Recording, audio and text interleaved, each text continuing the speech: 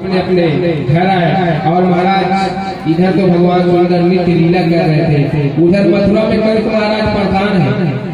कंस महाराज मन में विचार किया कि कृष्ण को मारे कैसे। दिन रात बस लगा ही रहता है कि उसको यकीन हो गया है ये जो कृष्ण है यही मेरा काल है, आज ही तो कल इसके आगे मुझे मरना पड़ेगा। वो मर जाए, कृष्ण को मारने का उद्यम कर रहे हमारा, लेकिन अभी तक के मार नहीं पाए। कितने भी राक्षस भेजे महाराज, सभी राक्षस को भगवान मार देते थे। शंखाचूर, मयासुर, अभिष्टासुर, अलग अलग राक्षस भेजा, उसको भी भगवान मार दी, उनका भी उद्धार किए। इधर नारद के मन में विचार आया, एक भावना लेकर के मेरे प्रभु अपनी लीला करने में व्यस्त है। नारद के नेत्र सजल हो गए, ऐसा कोई नाटक करो कि भगवान गोविंद कंस का उद्धार कर दे।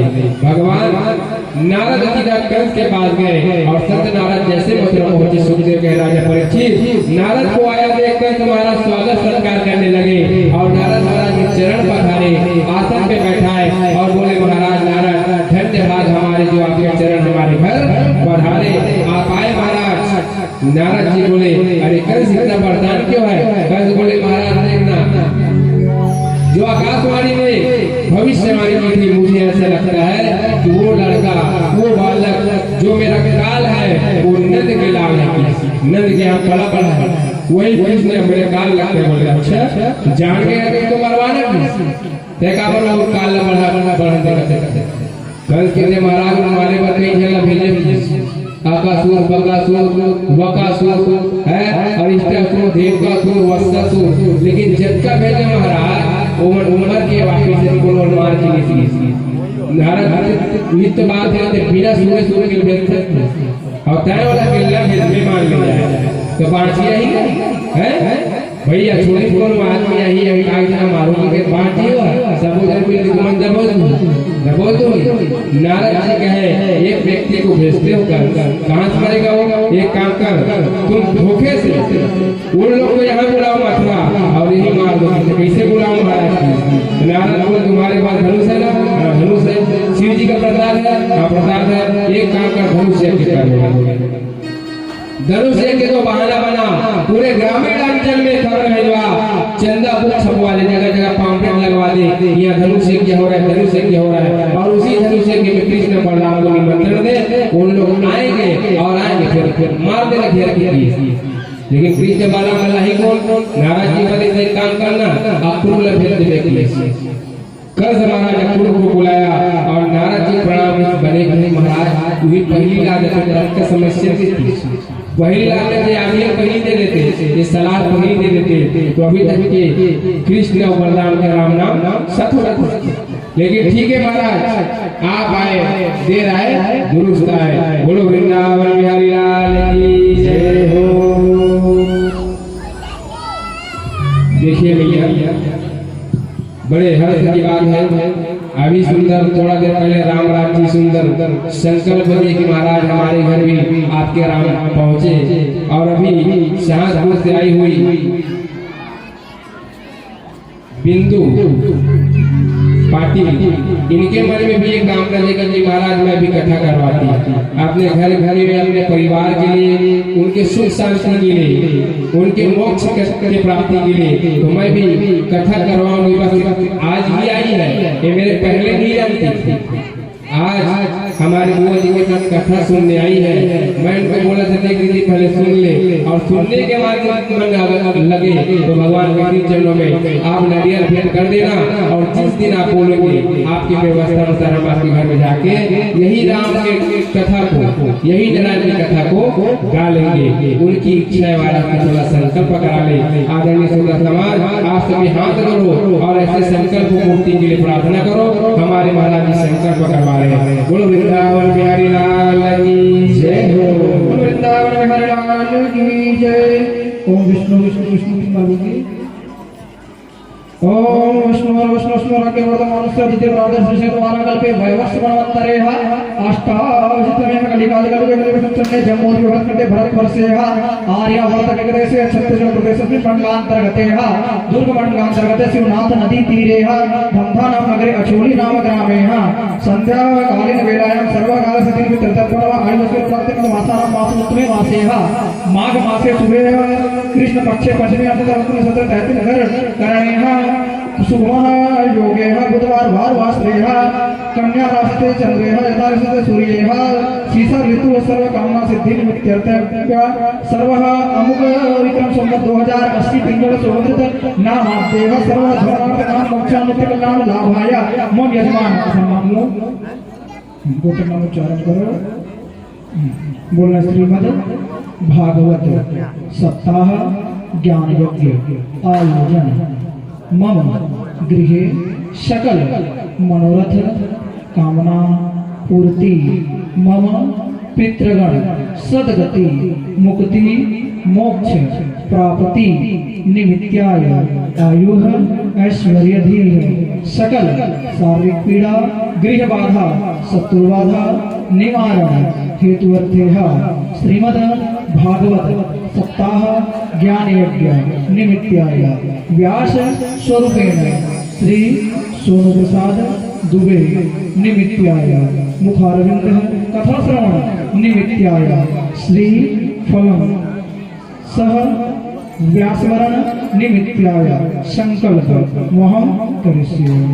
ओम जज्जाघृतो दूरमुदयते देवन्तद्वसुतस्य तथैवते दूरङ्गमन् ज्योतिर्घान् ज्योतिरेकं तन्मे मनः शिवसङ्कल्पस्तु सङ्कल्पसिद्धिरस्तु सङ्कल्पसंसिद्धिरस्तु।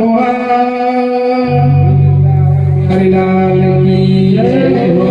भगवान से प्रार्थना ऐसे हमारी सांस बदलाए हुई दीदी जिनके मन में संकल्प जगा भगवान ने अलख जगाया और भगवान की मर्जी से ही कुछ कार्य होता है तो निश्चित रूप से दीदी हम आपको व्यास से आश्वासन देते हैं कि बाप के मन में जो अलख जगा है उसको पूरा करने का कार्य भी यही परमात्मा ही करेंगे। आप निश्चिंत होकर अब आपके जो कार्य है उसमें गति होगी और आप इस कार्य को निर्विघ्न पूर्वक संपन्न कराने में सक्षम हो जाएंगे। बोलो वृंदावन बिहारी लाल की जय। नारद ने कहा देख महाराज मैं कुछ नहीं जानता, तुम धनुष्य के करो अक्रूर को लेने भेज दो और महाराज मैं कुछ नहीं जानता, मैं ये चाहता हूँ कि कृष्ण मुझे पढ़ो न तो मैं ये सुनूं कि आपके हाथ से कृष्ण का वध हो चुका है। नारद भड़का गए कृष्ण भड़का नारद चले। अब सीधा कहाँ चलेंगे भगवान के पास और भगवान के पास जाके नारद जी गए हैं और जैसे नारद जी गए भगवान नारद जी के स्वागत किए और भगवान को नारद जी ने खिलाला। हे कन्हैया क्या तू माखन मिश्री खाने के लिए प्रकट हुआ यहाँ पे? क्या यहाँ पे नाच में नाचने के लिए प्रकट हुआ है या बस गोप वालों के साथ माखन चुराने के लिए प्रकट हुआ है? लाला जो माँ तुमने जन्म दी है वो माँ देवकी आज भी कारावास में है, उसकी याद तो नहीं आती? बेचारी जीवन पर्यंत माँ शब्द सुनने को तरस लेकर गई है। 8 बच्चे को जन्म दिया लेकिन संतान का सुख क्या होता है उसको नहीं जान पाई। क्या उस माँ की याद तुम्हें नहीं आती? तुम तो महाराज सुंदर माखन मिश्री खाते पड़े हो, 56 प्रकार का व्यंजन पा रहे हो, गोप वालों का प्रेम मिल रहा है, माता यशोदा का वात्सल्य मिल रहा है, नंद बाबा के कंधे में बैठे बैठे घूम रहे हो, लेकिन उनका क्या होगा जो तुम्हारी जन्मदात्री माँ है? उनको भी तो सुख मिलना चाहिए पर क्या उनकी याद तुम्हें नहीं आती है? जाओ महाराज उनका भी उद्धार करो, कम से कम कब तक कारावास में रहेगी? चलो वो वाता था कंस आज भी उसको बंदी बना के रखा है। कब जाओगे, कब कंस को मारोगे? क्या कंस का पाप का घड़ा अभी तक नहीं भरा है? कब मारोगे महाराज? बोले भगवान कि नारद जी कंस जो है उसका मरना तो निश्चित है, लेकिन जब तक के कोई बहाना नहीं बनेगा हम कैसे जा सकते? बोले महाराज बहाना बन चुका है, कंस महाराज का यज्ञ है और धनुष यज्ञ में आप जाओगे और मैं कुछ नहीं जानता पर तो आपको कंस को भगवान मुस्कुराए वहां भी परसों का टाइम दे के आया और यहाँ भी परसों का टाइम दे के आया। ठीक है लड़का, तू कहता है तो बिल्कुल हम जाएंगे, अपनी मम्मी को माता पिता को मुक्त करेंगे। वैसे भी तुझे जाना ही था, कोई ना कोई बहाना जरूरी था और महाराज जाने के लिए कोई ना कोई बहाना जरूरी है। अब समय आ गया है, कंस के पाप का घड़ा भर गया है और महाराज कंस का वध अब निश्चित है। धीरे धीरे समय बीता, नारद जी महाराज वहां से प्रार्थना करते गए और नारद जी महाराज के जाने के पश्चात भगवान अपने महल गए। इधर कंस ने अक्रूर जी को बुलाया। अक्रूर जी को बुला के बोले, अक्रूर एक काम कर, बोले तू वृंदावन जा। क्यों वृंदावन जाओ? बोले वृंदावन जाओ, कृष्ण बलराम को लेके आएगा। क्यों लेके आऊंगा? बोले तू जानता है कृष्ण बलराम हमारे शत्रु है, जितने भी हम राक्षस बोले सबको घेर घेर के मार दिया है, मैं उसको यही घेर के मारूंगा।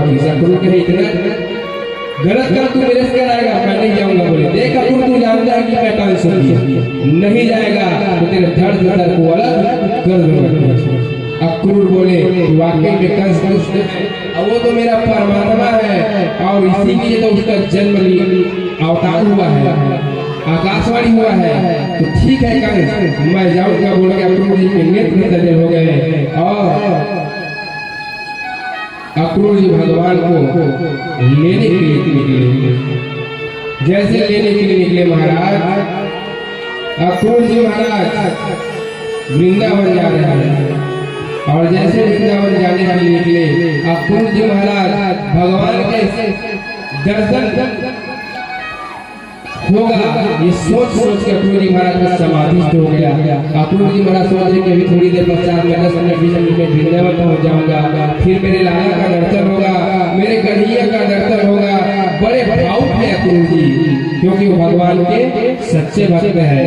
और नारद जी अक्रूर को भेज रहे इसलिए बोले क्योंकि जो जिसका हृदय निश्चल होगा ना वही भगवान को ला सकता है। और ये अक्रूर जी भगवान के परम भक्त है। तो बोले महाराज अक्रूर जी को जाना है वृंदावन। अक्रूर जी भविष्य में मिलने वाले दर्शन लाभ को सोच के अक्रूर जी महाराज का समाधि लग गया है और अक्रूर जी महाराज को पहुंचना 20 मिनट में, लेकिन भैया जब रथ में बैठेगा समाधि लग गया उसका। और जब समाधि लग गई, जब ड्राइवर सोच गए तो गाड़ी कैसे चलेगी है। जहाँ 20 मिनट में पहुंच गए महाराज, सुबह के निकले हैं, पहुंचते शाम हो गया। घोड़ा इधर उधर चारा चलते अक्रूर जी को संध्या कालीन पहुंचाए।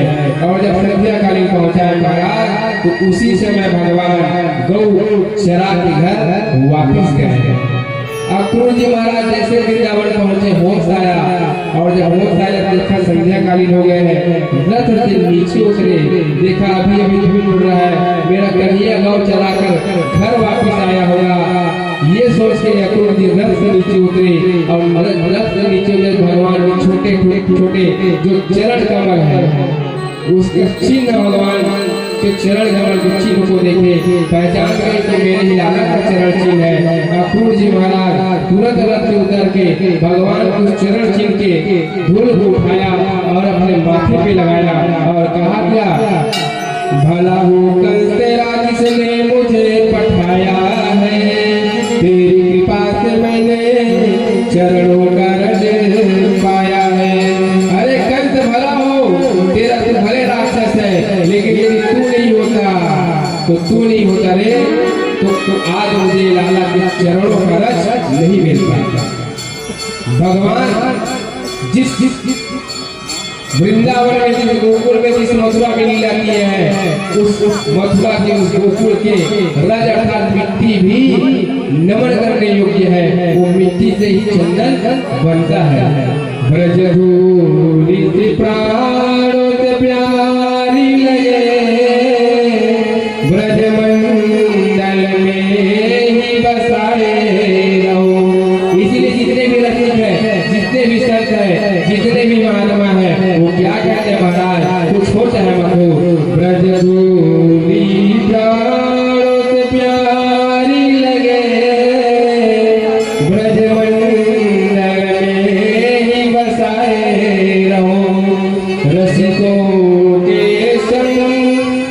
मस्त रहो, जग जाल से नाथ बचाए रहो। नित बाकी झांकी निहार करो, छवि झांक से नाथ बचाए रहो। अब बाके बिहारी यही विनती, मेरे नैन से नैन मिलाए रहो, मेरे नैन से नैन मिलाए रहो। ऐसे व्रत के धूल के लिए बड़े बड़े साधु संत महात्मा तरसते हैं, वही धूल आज अक्रूर जी को मिला। अक्रूर जी गए और जैसे अक्रूर जी को आते देखा, भगवान कृष्ण बलराम जी अक्रूर जी के स्वागत किए, प्रणाम करने लगे। अक्रूर जी बोले, लाला क्यों प्रणाम करता है? बोले, आप हमारे काका हो, आप हमारे आदरणीय, हम आपको प्रणाम नहीं करेंगे तो किसको करेंगे? अक्रूर जी के हाथ पकड़े महल के अंदर ले गए और जैसे महल के अंदर ले गए महाराज, नंद बाबा अक्रूर जी का स्वागत किए और नंद बाबा सुंदर भोजनादि करवाए और भोजनादि से निवृत्त होकर भोजन करने के बाद नंद बाबा अक्रूर जी कृष्ण और बलराम एक जगह बैठे। नंद बाबा पूछे, कैसे आना हुआ? बोले, महाराज बस एक ही बात है, मैं कृष्ण और बलराम को लेने आया हूँ, जो कि मथुरा में धनुष से किया हो रहा है। सबको भोजन कराने के पश्चात माता यशोदा बैठी थी, भोजन का निवाला हाथ में उठाई थी महाराज। जैसे सुनी कि मैं कृष्ण बलराम को लेने आया हूँ महाराज, तो जो निवाला था वो भी हाथ में छूट गया। माँ यशोदा अंदर से बोली, कोई यदि मेरा प्राण मांगे तो मैं देने को तैयार हूँ, सहर्ष दे सकती हूँ, लेकिन कन्हैया को अपने आंखों से दूर होने नहीं दे सकती। मैं अपने कृष्ण को जाने ही नहीं दूंगी। अक्रूर जी क्षमा करे, मैं अपने लाला को अपने से दूर नहीं भेजूंगी। भगवान कृष्ण बलराम बोले, भैया तू हमें कहीं जाने ही नहीं देगी क्या? हम जाएंगे। भगवान कृष्ण और बलराम जिद करने लगे। नंद जी ने कहा कि देवी बच्चों को कब तक बांध के रखेगी? कभी न कभी तो इसको बाहर जाना पड़ेगा ना। सुनो देवी, चिंता मत कर, कृष्ण के मित्रों के साथ प्रस्थान मैं करूंगा। रथ में बैठकर भगवान कन्हैया अक्रूर जी के साथ आएंगे, कन्हैया और बलराम अक्रूर जी के साथ आएंगे। चिंता क्यों करती है? माता यशोदा को जब नंद बाबा समझाए तब ठीक है बोल के यशोदा तैयार हुई। सारा समाचार ब्रजमंडल में फैल गया और जैसे समाचार ब्रजमंडल में फैला, सब जान के कोई अक्रूर आया है जो हमारे कृष्ण बलराम को ले जाना चाहता है। जितने भी ब्रजवासी भगवान से इतना प्रेम करते हैं, एक नजर उसको दिन भर बिना देखे महाराज तो उनको नींद नहीं आता, इतना प्रेम करता है महाराज। मैया यशोदा की आंखों की नींद उड़ गई है। माता यशोदा सोच रही है, कल मेरा लाला चला जाएगा। हजारों गोपियां कृष्ण के महल के द्वार पर रात को आकर खड़ी हो गई है। कृष्ण के मित्र और उसके जितने भी सखा ऐसा भगवान कृष्ण के महल के द्वार के सामने आकर खड़े हो गए। 4 बजे जब सुबह गेट खोला गया और आप हजारों के तादाद में गोपी सब खड़े हुए हैं। भगवान 4 बजे रथ को घेर के खड़े हो गए। अर्धरात्रि के समय में सब तैयारी करके रखे। मैया रात भर सो नहीं पाई है और मैया के आंख से थर-थर आंसू निकले। भगवान बोले, माँ इतने क्यों रो रही थी? ये आंसू क्यों निकल रहा है? बोले, लाला मैं सोच रही हूँ रे तू मथुरा चला जाएगा, तेरे बिना एक एक पल जीवन कैसे व्यतीत होगा बेटा। भगवान बोले, तू चिंता क्यों कर रही है माँ, मैं जल्दी आ जाऊंगा। जैसे ही निकलने को उद्यत हुए महाराज, हजारों लोग गोपियां भगवान को घेर के महल के मुख्य द्वार पर खड़े हो गए। भगवान जब नजर डाल कर देखे तो लाखों गोपियां खड़ी है। उनके मध्य में किशोरी राधा रानी खड़ी है। अक्रूर जी रथ को सामने बैठे लगाम लेके, कन्हैया बलराम नीचे पीछे बैठे महाराज। जितने भी गोपियां हैं सबके नेत्र से पनारे पहले कोई भी भगवान को छोड़ना नहीं चाहता। हाथ जोड़ के बोले, लाला हम आपको जाने नहीं देंगे। आपने सोच कैसे लिया कि हम आपको जाने देंगे? अरे और सोचा कैसे कि आप हमें छोड़ के जा सकते हो किसी और विधाता कवचित करेगा। हे विधाता ब्रह्मा जी से कहने लगी गोपियां, गोपियों ने विधाता को लेकर कहा कि अरे विधाता तुम्हारे मन में जरा भी करुणा नहीं, जरा भी तुम्हारे मन में प्रेम नहीं है। तुम पहले तो जीव में प्रेम जागृत करते हो और एक दूसरे के प्रति जब आकर्षण बढ़ जाता है, प्रेम बढ़ जाता है तो अंत में उसको बिछोड़ कर देते हो। बोले अरे ब्रह्मा तुम्हारी ये आदत हमें अच्छी नहीं लगी। गोपियों ने कहा अरे अक्रूर, मेरा नाम अक्रूर है लेकिन तेरा काम तो क्रूर वाला है।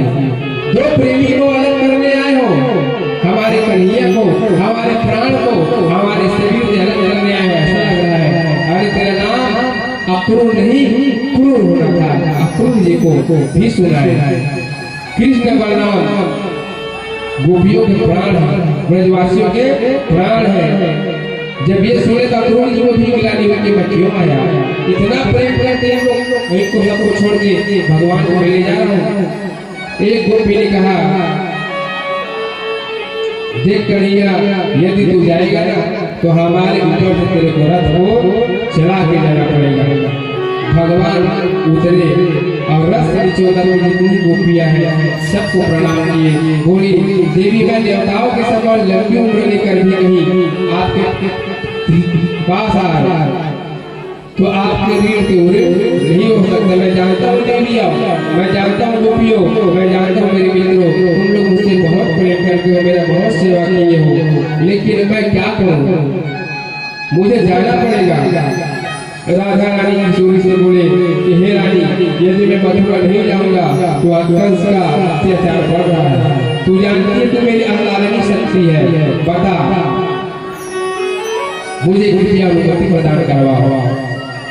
जैसे भगवान राधा रानी को बोले, राधा रानी जो गोपियों के अधिष्ठात्री देवी है बोले सब रास्ता दे। जैसे बोले महाराज सब रास्ता तो देने को तैयार है, लेकिन सर हाथ जोड़ के बोले कहा हमें भूलना नहीं, हमें याद रखना, कहीं मथुरा जाके भूल मत जाना हमको। कन्हैया याद बिल्कुल रखना। आइए भगवान जी को हम लोग भी याद करें।